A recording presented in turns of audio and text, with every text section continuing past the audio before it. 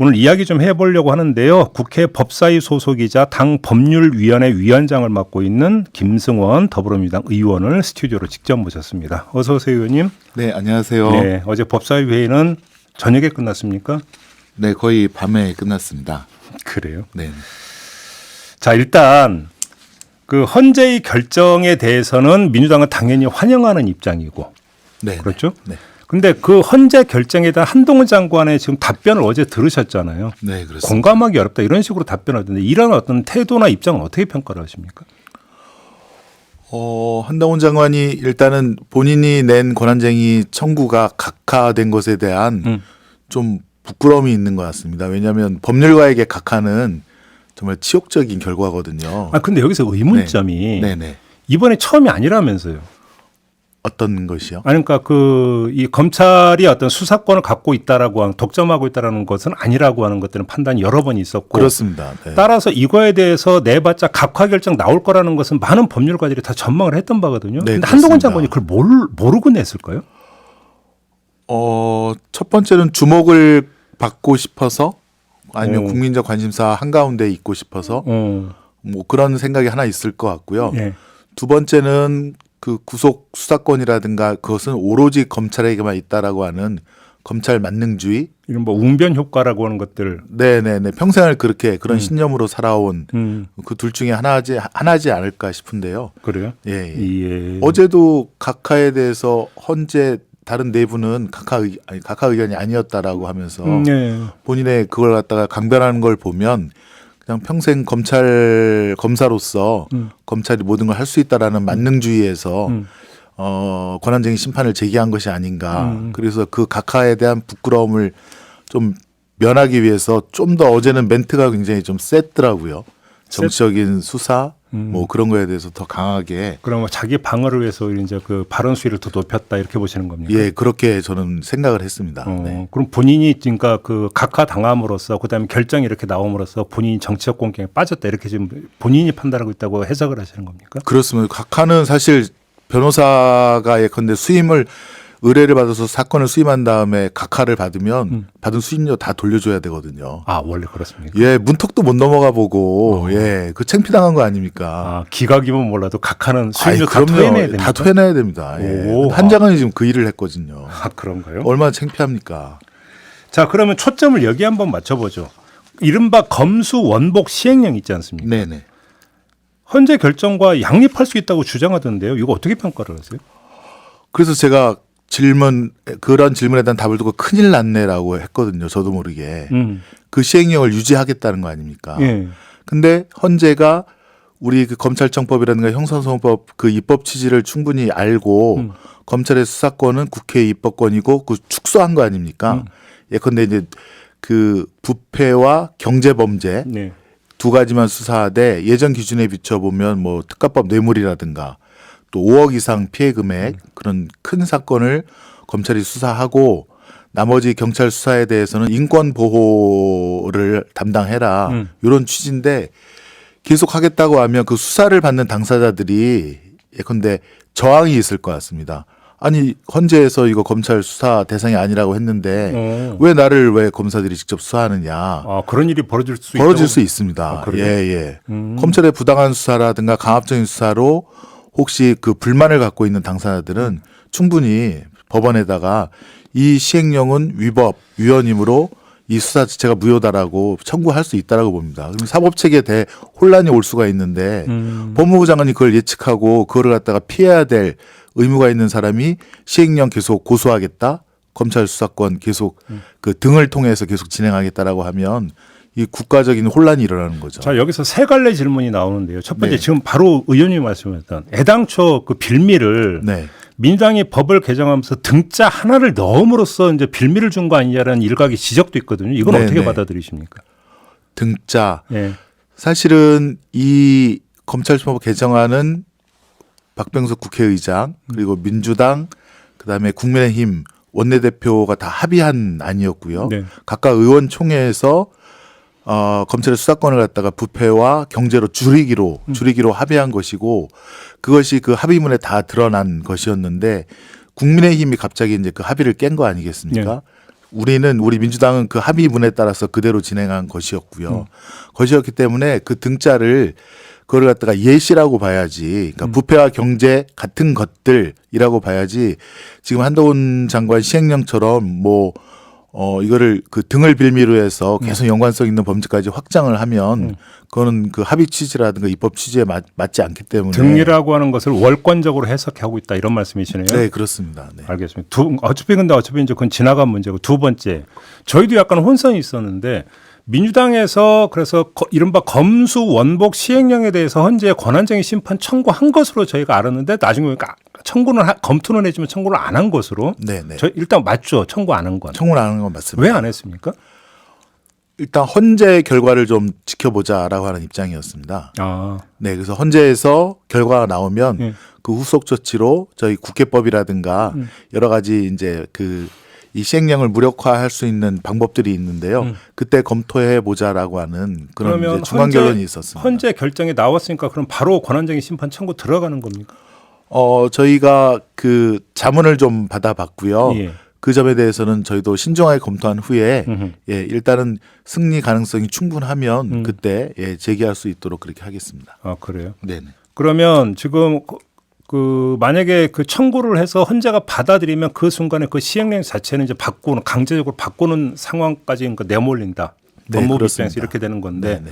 아직 그러면 청구를 할지 말지는 지금 최종 결정은 안 하는 단계입니까?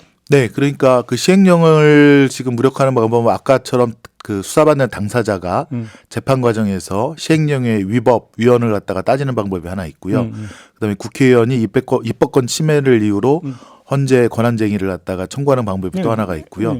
또 국회법 98조의 2에 따라서 법사위에서 저희가 그 소집 요구를 해서 시행령이 위법한지를 그 검토하는 그런 바로 국회법 98조 2가 또 하나가 있고요. 세 번째 방안이 그건데 네. 첫째 그러면 여기서 법사위에서 의결이 돼야 되는데 네. 의결이 가능하냐라는 문제와 네. 두 번째 거기서 법사위에서 의결을 한다 하더라도 수정하라고 강제하는 게 아니라 네. 검토해서 보고하라는 내용이기 때문에 네네. 수정으로까지 바로 연결될 수는 없다는 지적이 있는데 어떤 말씀 주시겠습니까? 네, 그 말씀은 좀 타당합니다. 지금 예. 법사위원장이 국민의힘이기 때문에 예. 저희가 노력은 하겠지만 그 상임위에서 의결을 통해서 의장께 보고하기까지는 좀 지난한 과정이 있을 것이고요. 네.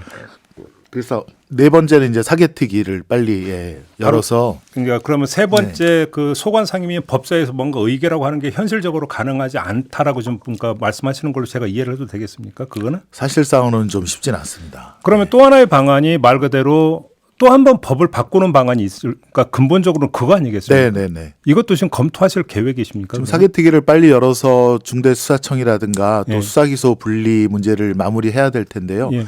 이번 헌재에서는 가장 의미 있는 것은 수사권은 검사 고유의 권한이 아니고 네네. 국회 입법 정책적으로 언제든지 조정할 수 있다라고 하는 그런 선언이 분명히 들어있기 때문에 수사기소 분리 문제는 오히려 근거가 생기고 탄력을 좀 받은 것이 아니냐. 그리고 가장 중요한 건 여기서 국민적인 이제 공감대를 갖다가 이제 모아가야 할 텐데요.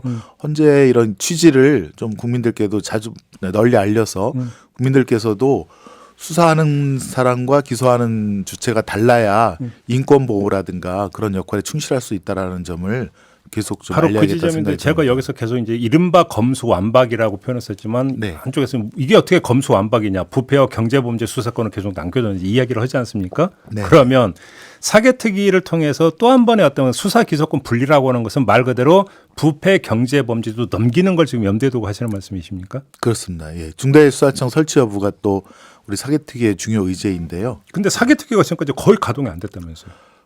그렇습니다. 이제 국민의힘 쪽에서는 역시 헌재의 결과를 보고 그다음에 열자라고 하는 입장이었기 때문에 예. 아직까지는 좀 한 번 개최하고 열지는 못했습니다. 그러면 예를 들어서 이제 사개특위를 통해서 이제 중수청 설치하는 방안을 밀어붙일 것인가 말 것인가는 지금 당 안에서도 아직 공감이 이루어진 건 아니죠.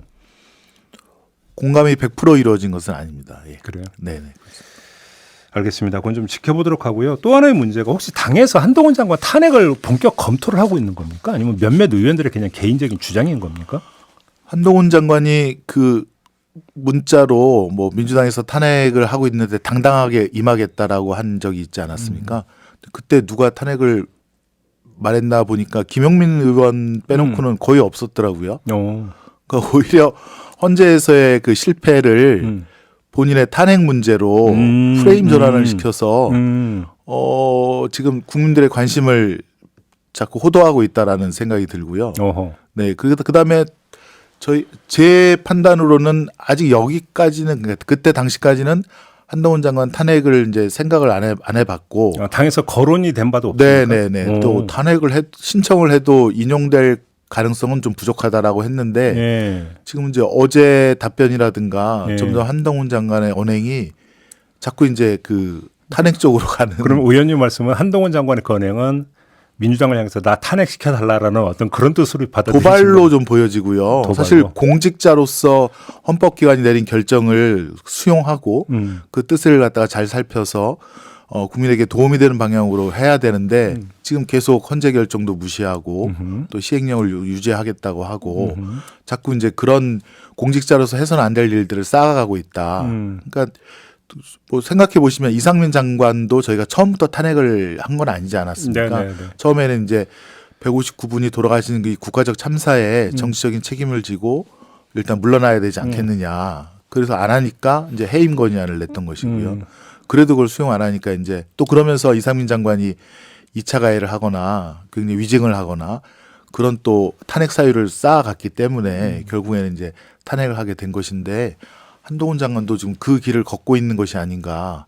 그러면 생각은 듭니다. 한동훈 장관이 하기 나름에 따라서는 이후에라도 탄핵 여지가 발생할 수도 있다. 이 말씀입니까? 발생할 수도 있다고 보는데요. 한동훈 장관은 제가 볼 때는 좀 다음 스텝, 뭐 다른 꿈이 있는 것 같습니다. 그래서 아까 자기한테 이렇게 상처 날 일은 하지는 않을 것 같다라는 생각은 또 듭니다. 다음 스텝이라고 하는 게 혹시 뭐 이제 그 정계 진출을 벌써 국민의힘에서도 내년 총선 차출론이 나오고 있는데요. 의원님도 그렇게 전망하십니까? 어제 답변하는 태도라든가 뭐 말높이라든가 보면 이제 정치인의 길을 가겠다는 약간 선포가 아닐까 느낄 정도로 점점 정치인이 화합해 가는 것 같습니다. 그렇게 읽고 계시는 거고. 네네. 그 이상민 장관 탄핵 이야기 나왔으니까 지금 탄핵 심판 어떻게 진행이 되고 있어요? 지금 준비기일이 이제 4월 초에 있을 텐데요. 네. 예, 준비기일에서 이제 향후 어떻게 재판을 진행할 건지, 어떤 증거들이라든가 증인을 신청할 것인지, 그때 이제 대략 그 절차가 이제 정지가 될 것이고요. 그 다음에 이제 본안 이제 절차가 본안 심리가 4월 중에 진행될 것으로 생각하고 있습니다. 그러면 의원님께서 보시기에 그 탄핵 심판 결과가 언제쯤 나올 거라고 전망을 하십니까? 시점을? 지금 헌재 인사청문회가 있고 재판관이 4월 아마 1일부터 임기가 시작되는 것으로 알고 있는데요. 지금 뭐 증인이라든가 뭐 채택 여부에 대해서 혹시 또 난항이 뭐 그렇다 하더라도 7, 8월 전이나 아니면 7, 8월 직후에쯤은 나오지 않을까. 알겠습니다. 그런 생각을 하고 있습니다. 그러면 한동훈 장관 이야기로 다시 돌아가서 만약에 한동훈 장관이 이른바 검수원복 시행령을 계속 그 고수를 하면서 이렇게 될 경우에는 모법을 위반한 것이 된다라고 하는 게 민주당의 주장이잖아요. 그렇습니다. 그럼 그건 그 탄핵 사유인 헌법과 법률 위반에 해당이 되는 행위입니까? 어떻게 되는 겁니까? 저는 그렇게 판단하고 있습니다. 법률 위반 행위에 해당이 된다고 보시는 그렇습니다. 겁니까? 네, 네. 그러면 탄핵 사유는 있다고 보시는 거네요? 탄핵 사유는 있다라고 그렇죠. 근데 다만 이거 같은 거 정치적으로 되게 숙고가 돼야 되는 사안이기 때문에 지금 당 차원에서 공식 거론되거나 검토된 바는 없다 이런 말씀이신 거고. 네, 그렇습니다.